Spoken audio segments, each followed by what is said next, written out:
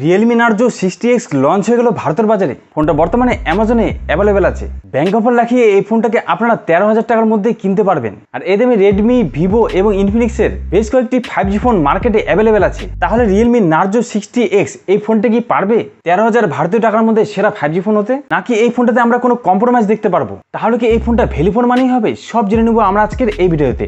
তো ওয়েলকাম বন্ধুরা, আশা করছি আপনারা সবাই ভালো আছেন। আপনারা দেখছেন টেকটিস বানা, আমি দীপঙ্কর আর সোনার সঙ্গে আজকে ভিডিও শুরু করছি। তো দেখুন, ডিজাইন এবং লুকসের যদি কথা বলি, তাহলে Realme 11 সিরিজের ফোনগুলোর যে ডিজাইন আছে সেটা আমরা দেখতে পাচ্ছি Realme Narzo 60x ফোনটাতে। অর্থাৎ ক্যামেরা মডেলটা আপনারা দেখেন কোনো নতুনত্ব ডিজাইন আমরা এখানে পাচ্ছি না। তবে এই ফোনটার ব্যাকে গ্লিটারি টেক্সচার এর ডিজাইন রাখা হয়েছে এবং 8 লেয়ারের গ্রেডিয়েন্ট লাইট এফেক্ট রাখা হয়েছে, যা দেখতে কিন্তু ইউনিক লাগছে। দেখতে পাচ্ছেন ফোনটার কালার কিন্তু চেঞ্জ হচ্ছে, আর ফোনটাকে দুটো কালারে পেয়ে যাচ্ছেন, একটি গ্রিন আর একটি পার্পেল। আর ফোনটা যথেষ্ট সরু, মাত্র 7.89 mm এর চড়া, আর ওজনও ফোনটার খুব হালকা রাখা হয়েছে। অর্থাৎ ফোনটার হ্যান্ড ফিলস এক্সপিরিয়েন্স যথেষ্ট ভালো পেয়ে যাবেন। এমনকি এই ফোনের সবচেয়ে বড় প্লাস পয়েন্ট হচ্ছে ডিসপ্লে। এখানে 6.72 ইঞ্চির full HD dynamic ultra smooth display পেয়ে যাবেন, যেখানে 120,000 রিফ্রেশ রেট তো আছেই, কিন্তু ডিসপ্লেটি অটোমেটিকলি 60 হার্জ থেকে 120,000-এর মধ্যে এই রিফ্রেশ রেটটি ওঠানামা করবে। অর্থাৎ এখানে আপনার ব্যাটারিকে সাশ্রয় করবে। এবং ডিসপ্লেতে ওয়াইড ওয়ান এলিনোরের সাপোর্ট আছে, অর্থাৎ ওটিটি প্ল্যাটফর্মের কন্টেন্টগুলোকে আপনারা অনায়াসে এইচডি কোয়ালিটিতে দেখতে পারবেন। ডিসপ্লের ব্রাইটনেস যথেষ্ট ভালো পেয়ে যাচ্ছেন, 680 নিট স্পিক ব্রাইটনেস পেয়ে যাবেন। অর্থাৎ ডিসপ্লের ব্রাইটনেস, কালার অ্যাকুরেসি এবং ভিউ অ্যাঙ্গেল যথেষ্ট ভালো পেয়ে যাচ্ছেন। কন্টেন্ট ওয়াচ করার জন্য বেস্ট কোয়ালিটির ডিসপ্লে বলতে পারেন এই ফোনটাতে। আর ক্যামেরা যদি কথা বলি, তাহলে এখানে মেন ক্যামেরাটি পেয়ে যাচ্ছেন 50 মেগাপিক্সেলের, যেখানে দ্বিতীয় ক্যামেরাটি রাখা হয়েছে 2 মেগাপিক্সেলের ডেপথ সেন্সর ক্যামেরা, এবং সামনে আপনারা 8 মেগাপিক্সেলের একটি সেলফি ক্যামেরা পেয়ে যাচ্ছেন। সামনে এবং পিছনের মেন ক্যামেরাতে আপনারা 1080p-তে রেকর্ডিং করতে পারবেন। তবে এখানে 2K রেকর্ডিং আপনারা করতে পারবেন না, যদিও এর পরিসরটি 2K রেকর্ডিংয়ের রেজুলেশন সাপোর্ট করে, কিন্তু এখানে Realme কাস্টমাইজেশন করে 1080p-তে রেকর্ডিংয়ের সাপোর্ট দিয়েছে।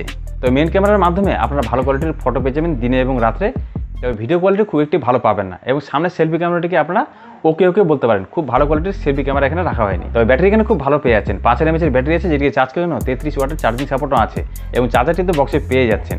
তো ব্যাটারি ডিপার্টমেন্টে আমার কোনো কমপ্লেন নেই, ভালো কোয়ালিটির ব্যাটারি সেটা পেয়ে যাচ্ছেন। আর ফোনে LPDDR4X RAM পেয়ে যাচ্ছেন, এবং ফোনের স্টোরেজ রাখা হয়েছে UFS 2.2, এবং এখানে 6 nm উপরে বেস করে তৈরি MediaTek Dimensity 6100+ মতন ভালো কোয়ালিটির প্রসেসর রাখা হয়েছে, যার ফলে ওভারঅল এখানে অনুরোধ করে আপনারা 4,50,000-এর উপরে পেয়ে যাচ্ছেন। অর্থাৎ ফ্রি ফায়ার বা কল অফ ডিউটির মতন গেমগুলো আপনারা অনায়াসে এইচডি কোয়ালিটিতে স্মুথলি খেলতে পারবেন।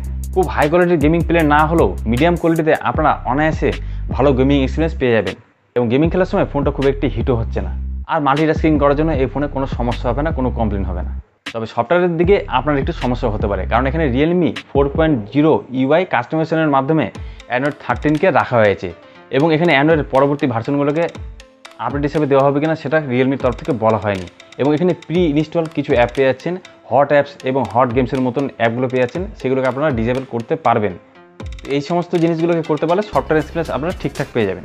আর এখানে ফিঙ্গারপ্রিন্ট আলোক স্ক্যানারটি এই ফোনের সাইডে পেয়ে যাচ্ছেন, এবং স্পিকার যদি বলি তাহলে এখানে একটি মাত্র লাউড স্পিকার পেয়ে যাচ্ছেন। তাহলে এই ফোনের সম্পূর্ণ স্পেসিফিকেশন তো জেনে নিলেন। তো এখন Realme Narzo 60x এই ফোনটাতে কী কম্প্রোমাইজ আমরা দেখতে পারবো সেটা জেনে নেব।